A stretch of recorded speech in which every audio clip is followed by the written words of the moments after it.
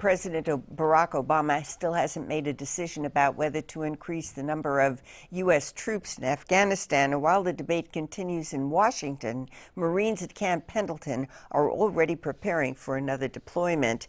The decision to send more troops could hinge on what happens in Afghanistan's presidential runoff election taking place in November. Tony, we want to hear about your upcoming trip to Afghanistan. But first, can you tell me how our local Marines are preparing for the possibility of a troop increase? Well, they're doing all sorts of things. I mean, they're training at Pendleton, 29 Palms, the Bridgeport Mountain facility. They're learning how to dodge these improvised explosive devices that are the #1 killer of Marines. They're learning how to interact with Afghans. Some of them are even learning Pashtun, the language.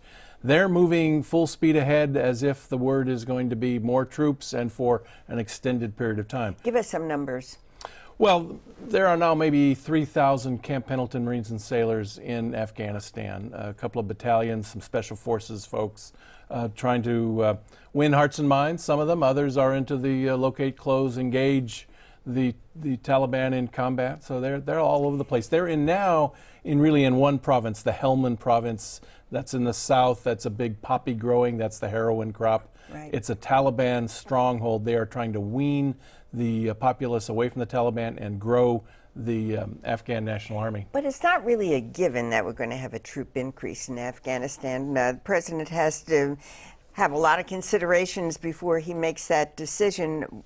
What are those considerations? Well, I think, Gloria, the main thing he has to consider is whether it's in the interests of U.S. national security.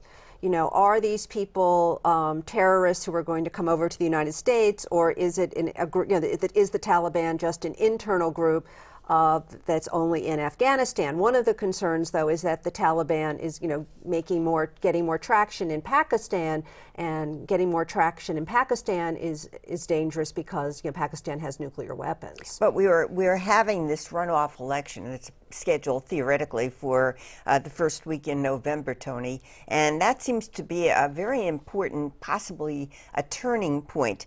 How might that runoff election between Karzai and Abdullah impact the decision? Well, it's very important to the folks in Washington.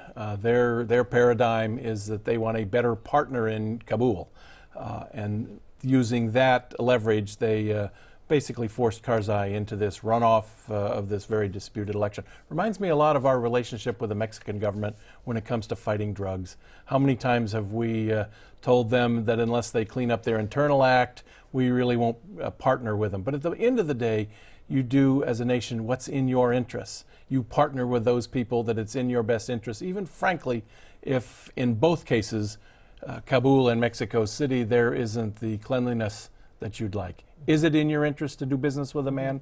You don't want to marry his sister. You just want to do business with him because it's in your interest. Well, you certainly have a point of view, one that probably will develop a little bit more when you're in Afghanistan.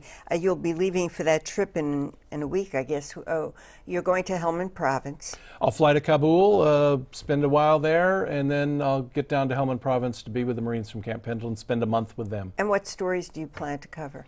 As always, how are they doing? What's a day-to-day life like for young Marines and sailors in Helmand Province? How are they interrelating with the Afghans? Does it seem to be working, or is it not? Are they weaning the Afghans away from the Taliban? Are they growing the Afghan security forces as we'd like? Are they training them up?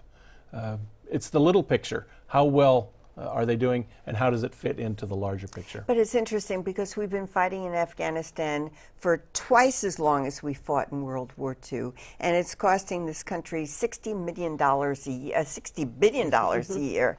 And I'm just wondering whether there is some public resistance now to continuing sending troops to Afghanistan. Well, public opinion is now divided on this issue, and it just may be that Afghanistan is a country that is very difficult to control. It's got a lot of people. It's got a difficult geography. I mean, the Russians had to pull out of Afghanistan. They just couldn't manage it. And it just may be we're going to have to figure out a way to deal with our national security and have a smaller presence than we do now. Thank you, Barbara Bree, and good luck to you, Tony. Stay safe. Will do.